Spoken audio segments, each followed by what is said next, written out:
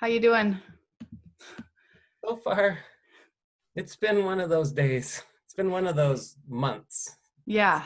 culminating in like the last couple of weeks. Yeah, I had my niece and nephew over all day today, and we were doing this like inventors class with the school. Yeah. It was a little bit chaotic, and we're making these cupcakes and running around. I'm like, oh my God, it's 4:00. Everybody get out. Yeah. I have a meeting, and then all this chaos and uproar happened, and I'm like, I'm supposed to be calm. I have to talk to Dallas. Like, it's very, peaceful, but today was just chaos. And then I got back, and there was the sound in my chimney, Oh. and we didn't know if it was a bird or what it was. Mm-hmm. And I kept trying to like hit the chimney and get it out and like talk to it. So I opened my fireplace door, and I went and grabbed a bough of cedar, and I thought, oh, I'll just put cedar in there because if he smells it, he'll know that that's outside. And it worked. So I was upstairs, and all of a sudden this enormous bat flies, and I was right in the closet with these doors like, what? I was screaming my head off. My heart was racing. I'm like, no. And I'm like calling my dog, and my dog just looking at me like, what do you want me to do? Like, I can't get it bat. And I'm just screaming my head off. And I chase it downstairs, and I've got like a laundry basket and my shawl, and I'm gonna like whip him, and then I'm gonna catch him with the basket, and I was just screaming. And then I was like, there's a reason for this bat. I think there's something about this bat and this cave that you and I are supposed to figure out. We'll see what the bat energy is. Yeah. Well, yeah, they have great perception skills. Often they mean rebirth, but they can see. It's got to be something about the truth, perceiving the truth. Interesting. So we'll just speak truth today. Yeah, it's funny because I get a bird message almost every time I do a podcast or an interview. I'll have a bird hit my window, or I'll have a hummingbird fly, or I'll have ravens or something. There's always a bird, but today with you, it was a bat.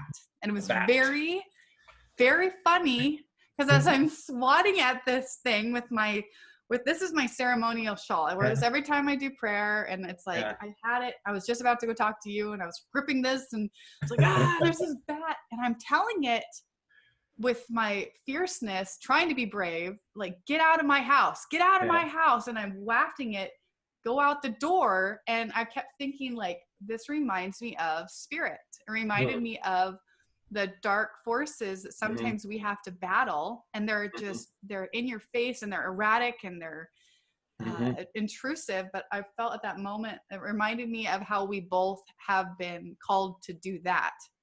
To clear space. So there was something about that. Where did it leave out the door, or what did? It was currently in my kitchen, above the cupcakes that I just cooked. Okay. Yeah. I'm excited about that. Yeah. Dang. Okay. Well, don't they have something to do with like the sonar, the sound? I think that's their perceptive skills. That's how they fly. They have other ways of, I taught the energy medicine class, and we talked a lot about other ways of knowing. And there are other realms, other dimensions.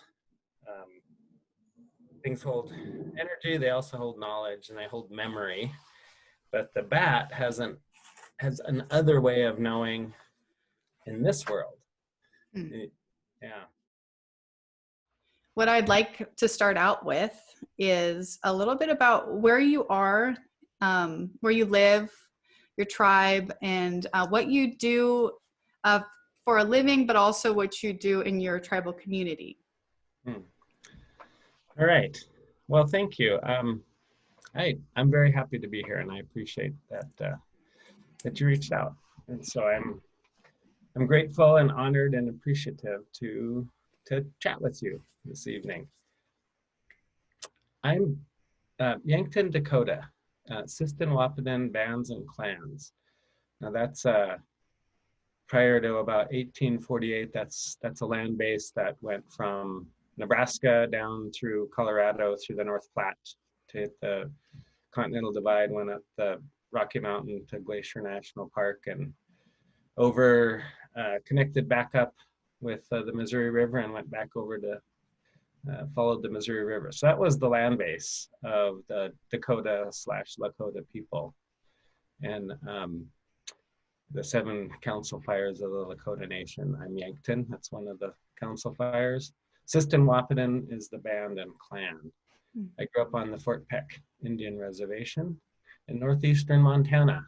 So that large land base got shrunk to about a dozen or 18 smaller reservations throughout North, South Dakota, Wyoming. Well, not Wyoming, really. Some in Nebraska, and then in Montana.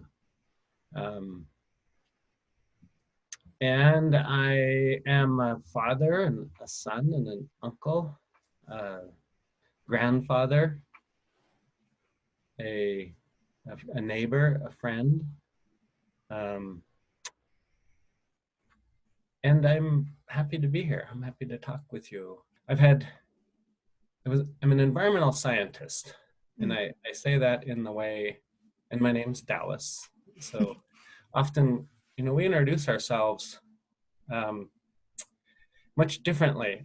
I'm bicultural, essentially. I understand the Western culture. I live in Western culture, and I function in Western culture reasonably well. But it's awkward and uncomfortable much of the time. And my other culture is Dakota. And in that culture, I feel very comfortable. And so, but I have to kind of navigate both. And I feel like I'm kind of a bridge between the two, and not everybody can be a bridge. I grew up on the reservation. I worked for my tribe. I say I'm an environmental scientist. And that's generally how Western culture people introduce themselves. They introduce themselves, I'm Dallas Gudgell. I'm an environmental scientist. I work for. Right. So we define ourselves that way. Mm-hmm. And that's part of Western culture that feels awkward to me. In Dakota culture, often we introduced ourselves just that way. Yankton, Dakota, Siston-Wahpeton bands and clans, the Lone Dog family. We tell more about ourselves, who we're related to. Are we a father? Are we a mother? Are we an auntie? Are we an uncle? We introduce ourselves in that way, and towards the end, we'll say, "Oh, and my name's Dallas," and they call me Dallas or whatever, and what I do for a living. That comes last, and so it's a little different to be in a bicultural place and then have to shift. It's like shifting languages, right? Most of the treaties, the encroachment started in the early 1800s, even before that, encroachment of pioneers and settlers and pilgrims, but the treaties of the Plains Indians, which I am, that started in around 1848. That was one of our first treaties, Fort Laramie Treaty, and then it was amended in 1868. But then, so then we say, oh, well, then I'm an environmental scientist. So I worked for my tribe as a scientist for a number of years, and then I moved to Idaho and was a scientist for the state of Idaho. I did that for about 14 years, and then I had several encore careers. I was a lobbyist for environmental justice, racial justice, and human rights. I was a life coach for 6 or 7 years, doing life coaching, but kind of Jedi life coaching with some of my training from some of my mentors and elders, doing energy medicine and life coaching in that way. I did work construction. I was a property manager, and then I became a teacher. So I was a K-12 special education teacher for about 7 years. So I've had a number of encore careers since leaving the field of science. And most recently, I've been doing the property management, and then I'm kind of picking back up the life coaching and the organizational coaching. And yeah, how's that going? it's going okay. I gave the Martin Luther King address in 2020 to the College of Idaho, and that was pretty fascinating. Wow, that's Fun. great. I'm going to be working with the Treasure Valley Community College to do some anti-oppression work, um, some honoring diversity type work. So I'm intrigued by that. I've been teaching energy medicine classes, and before the pandemic, was doing that in person, and now I've done a couple of those things on Zoom, and the world's getting much smaller. I've reached out, or I've joined a circle of folks across the water in Europe, Right. and I've done. We were holding Friday meetings every Friday evening. It was 1 o'clock here, but it was evening in England. You know, I did a podcast with one of the friends that was in that group, and that podcast kind of focused on both trauma, both personal and collective, and generational for that matter. And you know, I can say that I have generational trauma. It's been passed down energetically through my DNA and through my Dakota DNA especially. But there's a dichotomy there, because I'm both oppressed as a Dakota, and I also function in the Western world, and that's part of the oppressor. And I've been doing anti-oppression work for about 35 years on and off. And you know, in the beginning, in the last 30 years until recently, I've probably been doing that to liberate myself from the oppression as a person of color. And when I was talking with my friend Matthew on the podcast, I said, but now the work is yours, and I support you in that, and you can be liberated from your guilt and your fear and your trauma, from understanding that because of privilege and because of a system that might have been transparent, you know, there's harm that's been done. And so me from oppression, him from his understanding his privilege and wanting to do his part to help transform the world into a more egalitarian world, we can come together and we can look at that. That's beautiful. I think that says a lot about who you are. That you're not just looking at this through your own lens, so you're looking at this through a global unity lens of uniting everybody's views and knowing that there is no wrong view, and that we're all born into this. You know, it's just how we work together now at this point to bring awareness and equality, right? I think that's the big goal for this new time that we're in. So for you, on your stream of what's going on right now with protecting the water, the clean water, are you involved with that at all, or is there anything going on nearby that's happening? Well, in 2016 at Standing Rock Reservation in North Dakota, there was a large protest on the Dakota Access Pipeline that the Standing Rock tribes and the Standing Rock people were very concerned and did not want the pipeline to go through or near their reservation and under the Missouri River, right near their reservation, their boundary, because of the water. And that, you know, that got a lot of publicity, and indigenous people from around the world came and supported them and joined that movement. The Maoris, the people from South America, Aborigines, the indigenous people, not just of North America, around the world are the folks who are going to lead. And frankly, I'm looking at it from even a bigger perspective, which is climate change. I mean, I feel like that is the indigenous folks around the world are going to be leading the salvation of the two-legged species, because we are heading for extinction under our current trajectory, and it's self-imposed. We've been doing it to ourselves. Mm-hmm.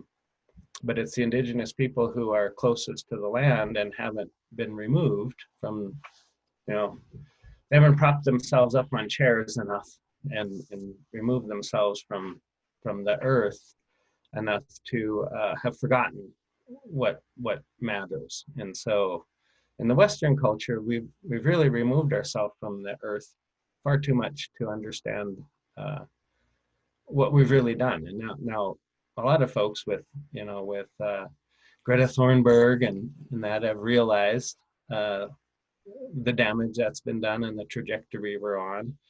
But it's been most recently, it's been in the past, and most recently the indigenous people. The Aborigines in Australia, when Australia was burning down, they were the ones who were really trying to protect it. In South America, when that parts of the rainforest were burning down, they were the ones trying to protect it. In North America, Standing Rock Reservation indigenous people were trying to protect the water there. Mm-hmm. So, we're on kind of a doom and gloom path when we take a look at climate change, and whether that's water, air, or whatever it happens to be. But I do think it's time to get back and be connected with the earth. The two-legged species, when we get so far away and so far removed and not connected and don't have the understanding that all things are connected, we've caused a lot of damage with that mentality. And the earth, Mother Earth, our grandmother, is she is our Mother Earth, Maga'ina, and that's what we call it in Dakota. Our Earth Mother. And when you turn on your mother, and the two-legged species has kind of done that, you become very conflicted.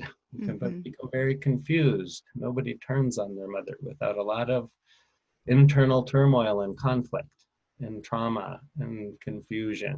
And that's kind of where we are. And hopefully we have enough time to rectify that. I think of it in terms of the pain of the world is sort of, and the pain of the human experience, we can't avoid that. It's going to happen. But we can choose how to suffer. So if we choose to reduce our carbon footprint as individuals, that is a good choice of suffering, so that we can sustain ourselves actually and reverse climate change.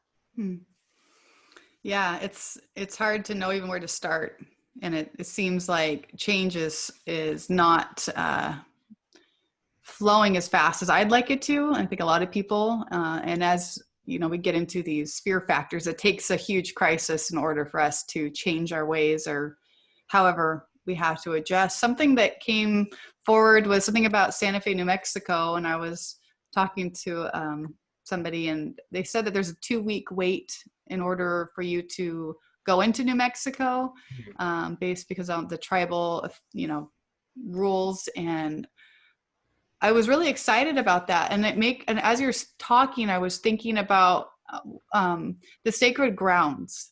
If there's going to be any type of sacred grounds that will be protected outside of Western culture, that we can create a little bit of an invisible barrier to say that this is where we're going to operate because that's our right. There are tribal nations in the U.S. that are, well, they're the most, how do I say it? They're the most unique of the, people of color or oppressed classes in the U.S. because they have a government-to-government relationship with the federal government. And they're sovereign nations. And these sovereign nations, with the pandemic afoot, have definitely closed their borders. Many, there's 365 plus Indian reservations in the US. Many in South Dakota have said, no, we're shutting down. Maybe in New Mexico, I know there's many other reservations that have exercised their tribal and governmental sovereignty to protect their people. to the chagrin of the North Dakota governor, she can't do anything about it.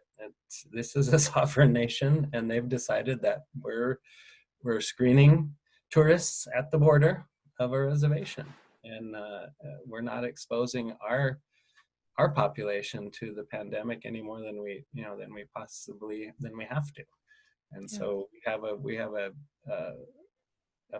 sacred duty to our people on Pine Ridge and Standing Rock and Rosebud to protect their people. So they are closing reservations and using their tribal sovereignty to do so. What's your advice for people who feel like they want to be part of what the tribal people are doing, but we don't have the correct association to have protection? If we want to adopt the way that might be changing, is there anything about, United States or the unity of all races to come together to possibly form some type of a different alternative type of structure than the Western world is currently running on? I feel like there's going to be some type of separation between a choice to live certain ways, and I think that the way that's going to work is through the tribe. So yeah, I mean, I think I alluded to that. Globally, the indigenous folks are rising up, and they're protecting their lands that they have 10, 15,000 years worth of history with, and wherever that is, whatever continent that's on, we're watching indigenous people claim their connection to the earth. And I can only speak from my experience and what I've learned and what my teachers have shared with me, what my elders have shared with me, is that this work is done individually. And we do a lot of ceremony in group as well, but the divine, your connection to the divine is yours. It's an individual thing, and that's where the work needs to be done. Often we'll go into the dark light, wherever that happens to be. It could be a sweat lodge, it could be a healing ceremony, it could be whatever kind of a ceremony. Most of the healing that I've experienced from my cultural teachings and my cultural participation occurs in the darkness. It occurs in the dark light. And similarly, it occurs in darkness, and we as individuals then need to go into our dark places. We need to become acquainted with them. We need to invite them to participate, to be less afraid, to open themselves up. So that is the way I think those individual places of self-reflection and people going into their own internal world and taking a look at their dark places and getting to know them, getting acquainted with them.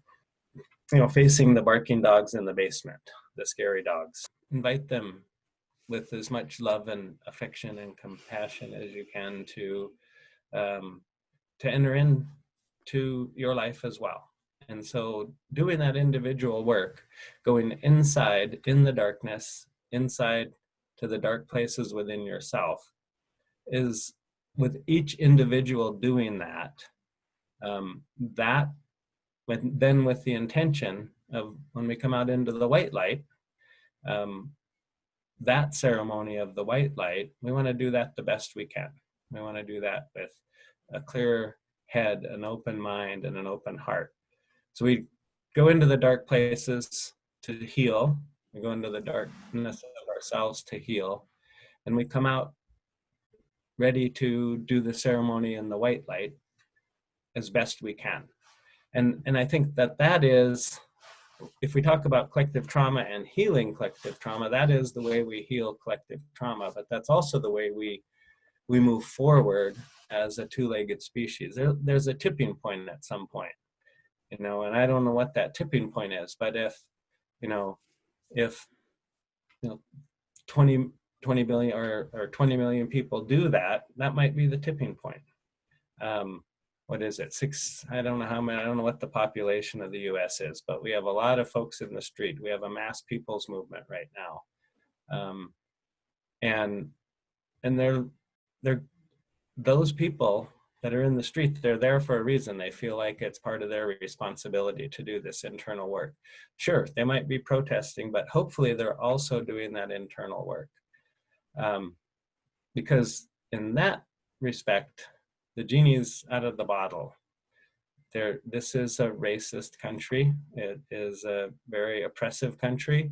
That form of capitalism that this country uses is very violent and very oppressive, and it's not sustainable.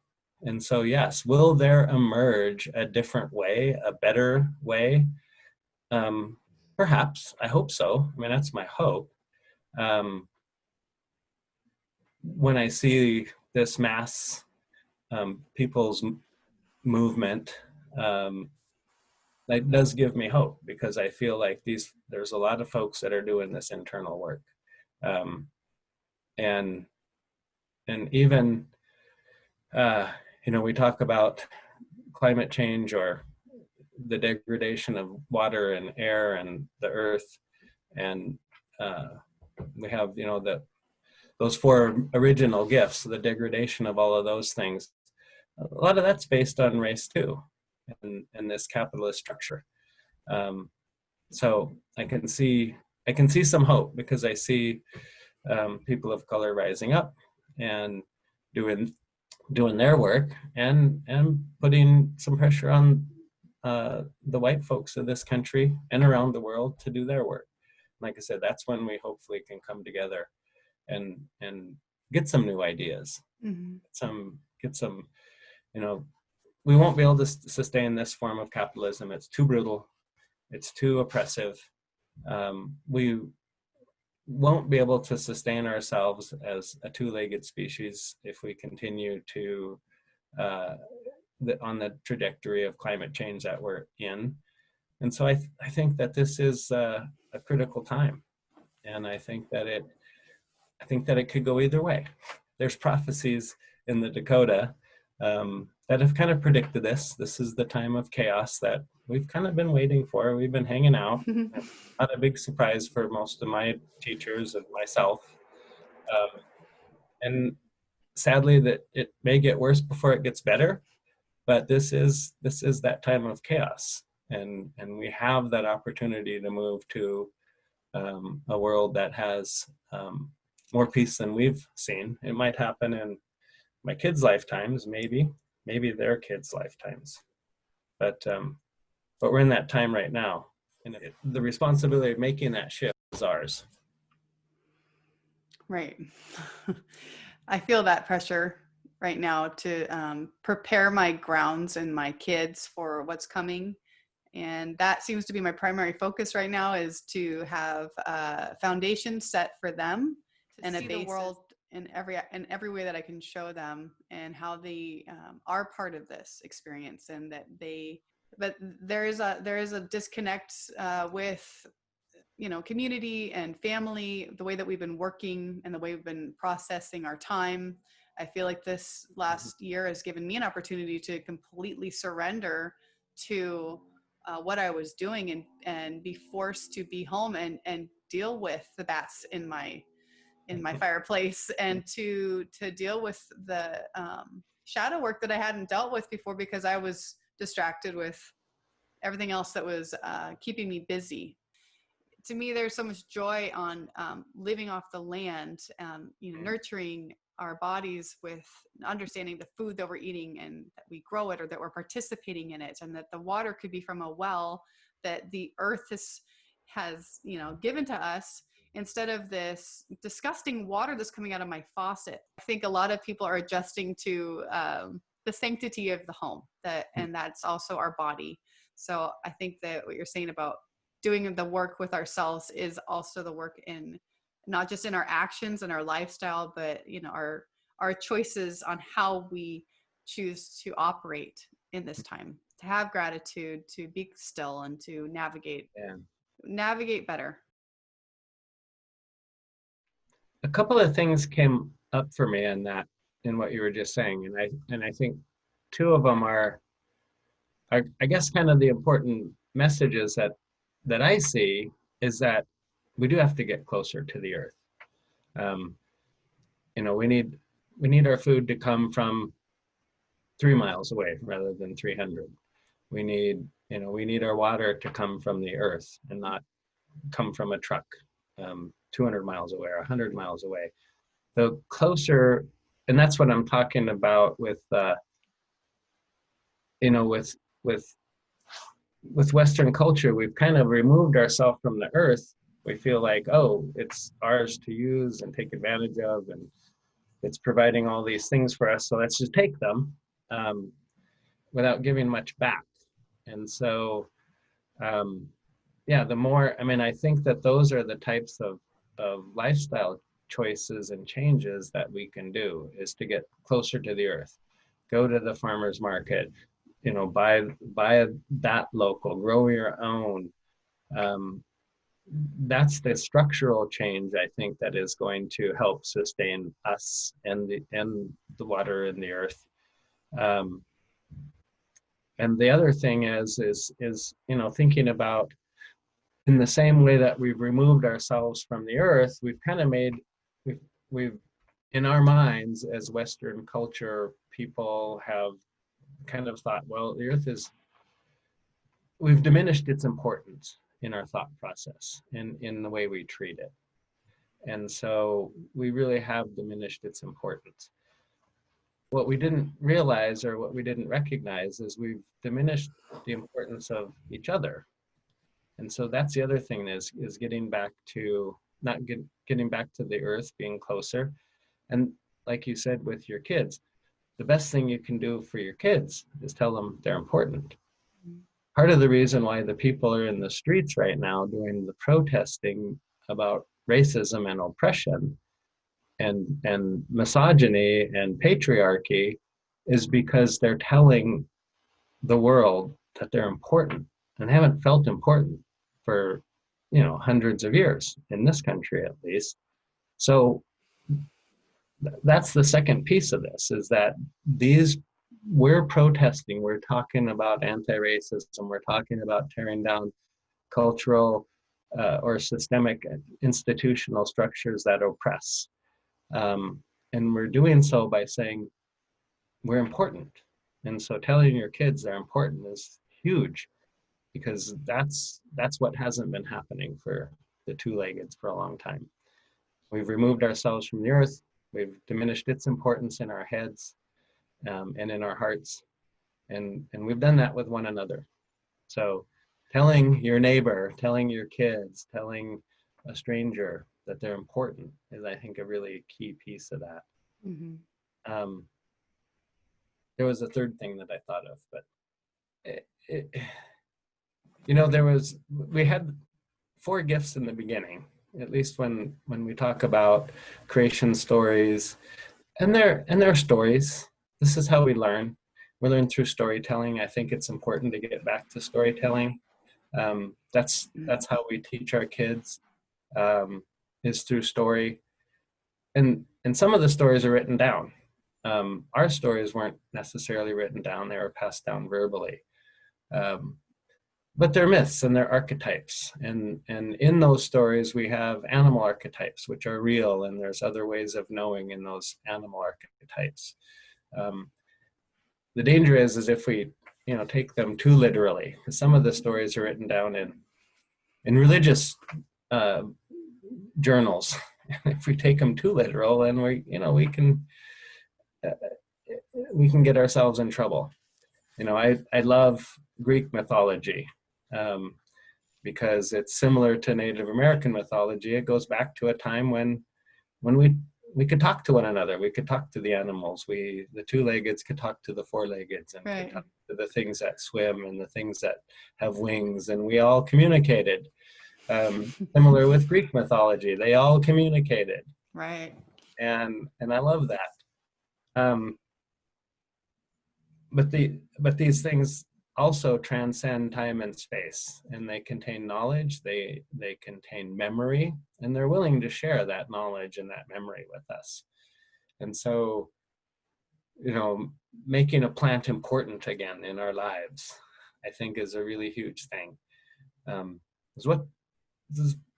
What is nature if not just the drive to live? I mean, the plant is reaching for two things. It's reaching for light and air above ground, and below ground it's reaching for the other two things. These are the four sacred gifts: fire, air, and below ground it's reaching for the other two original gifts: water and earth. And it's in that struggle constantly, and it's in that struggle because it wants to live. And so it's trying to tell us that those are the four original gifts: earth, air, water, fire, and those are all, everything we need to survive comes from those four things. And so we need to make those four things important again too. That's finding that balance, right? Yeah. Yeah, I feel like a lot of people have definitely lost touch with giving gratitude to the plants and the animals. We are introducing ourselves now to be here to help the world go and do what it's supposed to be doing. And I don't think that there's anything more that we can do than to be here sometimes, and to just say, well, I'm here and I'm going to do my work. And when I'm needed to possibly do good things, because maybe that will affect the future karmically, or it'll, like with this thing that I'm doing, it builds another brick for the next generation to put their brick into this pillar of that's going to be needed then. So we're all just kind of coming in and putting our brick in and leaving, and coming back and putting our brick in and leaving. And so we're just keep getting higher and higher into our awareness. And it's going to take time. I think it is. We are creating that structure, scaffolding up. And I do, I see it that way too. And I also see it as, a lot of this ceremony we do that I've done as a Dakota, often we don't recognize time and space. And so in our ceremony, we're in ceremony with our ancestors. We're in ceremony with people we haven't met yet in the future. And so, that we'll have ceremony, and there'll be, there might be an eagle feather in the ceremony, or whatever, a coyote hide or something. And people that aren't familiar with Native ceremony is, oh, that's wonderful. That's such a nice representation of the eagle. And that's not how we're looking at it. It is the eagle. We're in ceremony with the eagle. It is all of the energy, all of the wisdom that animal archetype can provide. We have access to it. We have access to it in that ceremony by honoring that eagle feather. And so time and space in those ways don't exist. We've kind of come full circle to thinking about, these changes, ideas of wrongdoing and right doing. I think one of my recent Facebook posts was a Rumi thing, a Rumi poem. And it's like, out beyond ideas of wrongdoing and ideas of right doing, there is a field. I'll meet you there. The poem goes on to talk about, that field it transcends time and space. It transcends the individual. and as individuals, we're important. And so whatever we do now is important for the future.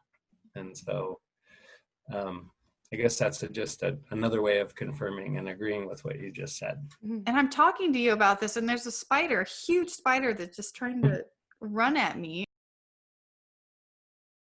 There's this part of me that I'm still understanding, and that is being the protector, or being a light worker, as they call them, or being the one who has to tell the bat where to go, or the darkness where to go, and that you're not in the right spot.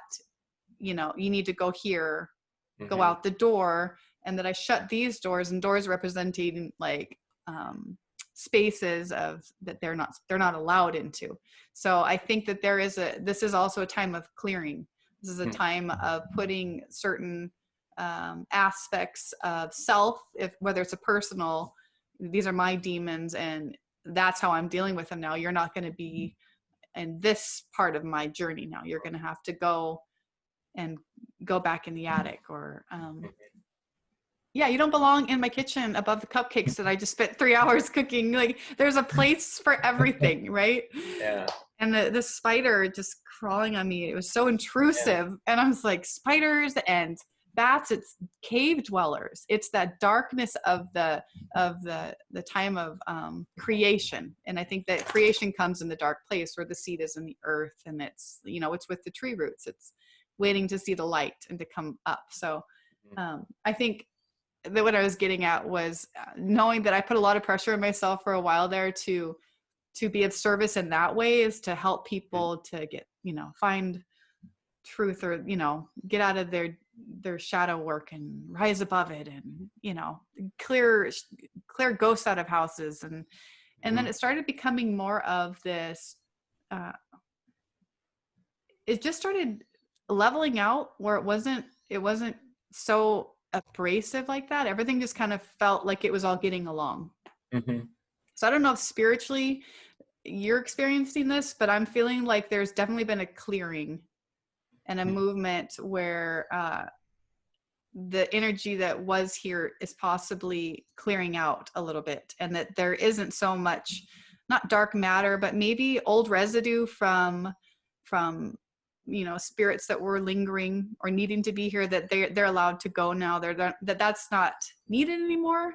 Do you feel like there's a lightness in that on the realm of just unnecessary intrusive forces?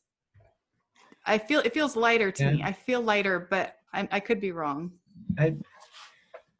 You know, when you connect what's happening in the U.S. in this moment with truth telling, there's some liberation in that, and that's again what if we're not thinking of it in terms of confined or bound by time and space, there is going to be that liberation in like I feel lighter, I feel more at peace.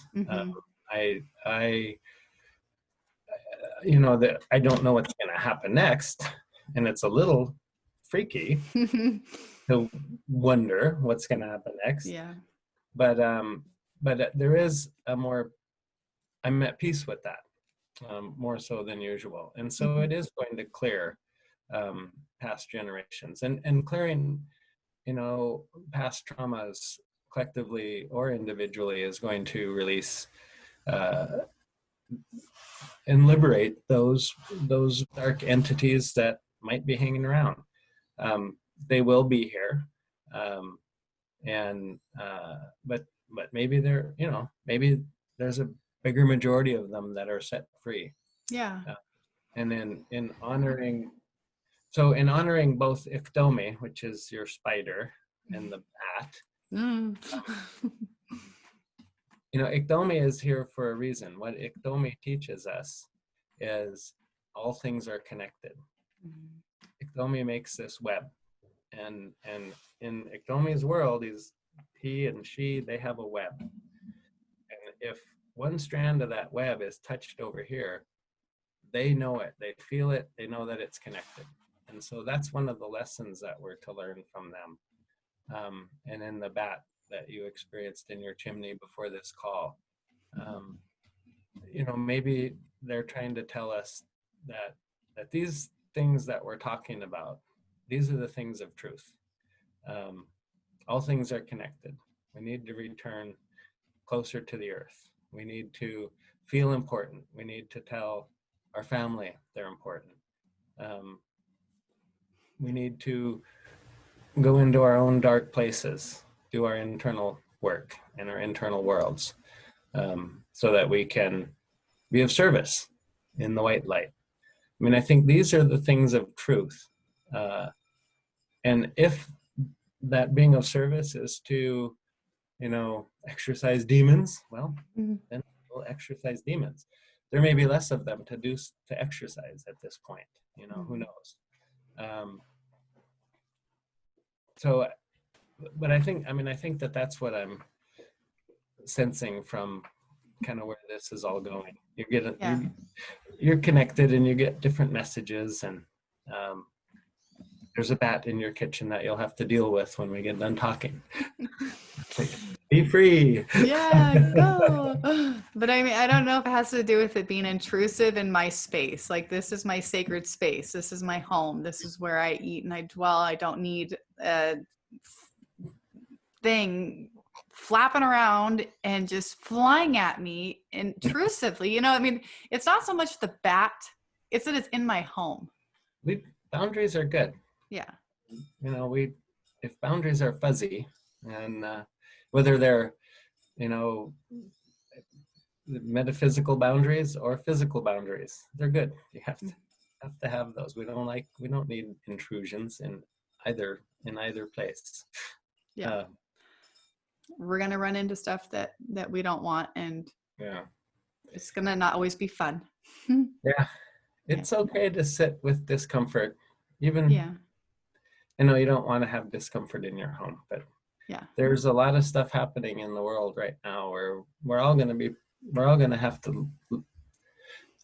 It'll be interesting to see all of the different ways humans try to create a new relationship with discomfort, because I think there's going to be more discomfort on the way. And working on creating a good relationship with it is this just the calm before the storm? Is this just like the little, hey, everybody get really quiet because there's a big storm coming? Everybody kind of bunkers down and there's that stillness, and then it's just chaos. So it's hard to know. It's pretty chaotic. There's a lot of people that have been suffering for a long time. That's true. And it's it's hard to know. I do feel it'll get a little worse before it gets better, but I don't know if there'll be, a big explosion of. I think releasing the truth in the way that it's been released recently is it's kind of a big deal, and it's been perturbating for a long time, and it kind of the top came off. The top was kind of blown off of it, and so that gives me some sort of hope. Yeah.